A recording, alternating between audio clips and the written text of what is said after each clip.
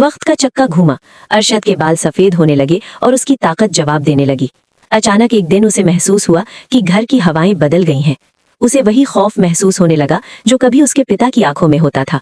उसे लगने लगा जैसे कोई साया उसका पीछा कर रहा है। ये साया उसके अपने किए हुए कर्मों का था। अरशद अब बूढ़ा हो चुका था और उसका बेटा हमजा अब उसी उम्र में था जहां कभी अरशद था। हमजा भी बहुत कामयाब हो गया था, लेकिन उसके लहजे में वही कड़वाहट थी जो अरशद ने अपने पिता को दी थी। एक दिन खाने की मेज पर हमजा ने जोर से मेज पर हाथ मारा। अरशद का दिल बैठ गया। उसे अपना गुजरा हुआ कल याद आ गया। अब्बा, आप बहुत शोर करते हैं। मेहमानों के सामने आपका कांपना मुझे शर्मिंदा करता है। हमजा ने वही शब्द दोहराए जो सालों पहले अरशद ने कहे थे। अरशद की आंखों के सामने उसके पिता फारूक का चेहरा घूम गया।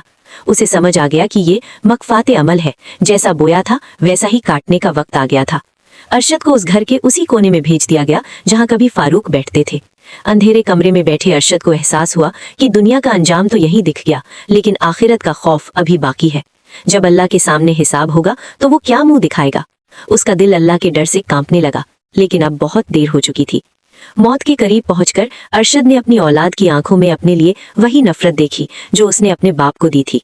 याद रखो, जो बीज तुम आज अपने बाप के लिए बो रहे हो, वही फसल कल तुम्हारी औलाद तुम्हारे लिए काटेगी। बाप की इज्जत महज एक फर्ज नहीं, बल्कि तुम्हारी अपनी आखिरत की ढाल है। आखिरत का मंजर इससे भी भयानक होगा। खुदा के रसूल ने फरमाया है कि अल्लाह हर गुनाह की सजा चाहे तो आखिरत तक टाल देता है, लेकिन माँ बाप की नाफरमानी की सजा इसी दुनिया में दे देता है। अरशद की कहानी एक सबक है उन लोगों के लिए जो समझते हैं कि वो अपने बुजुर्गों का अपमान करके सुखी रह पाएंगे। याद रखो, जो हाथ आज तुम्हारे पिता के आगे उठते हैं, कल वही हाथ तुम्हारी अपनी तबाही की दुआ बनेंगे। माँ बाप की रजा में ही रब की रजा है। अपने अंजाम को पहचानो, इससे पहले कि वक्त हाथ से निकल जाए और सिर्फ पछतावा बाकी रह जाए।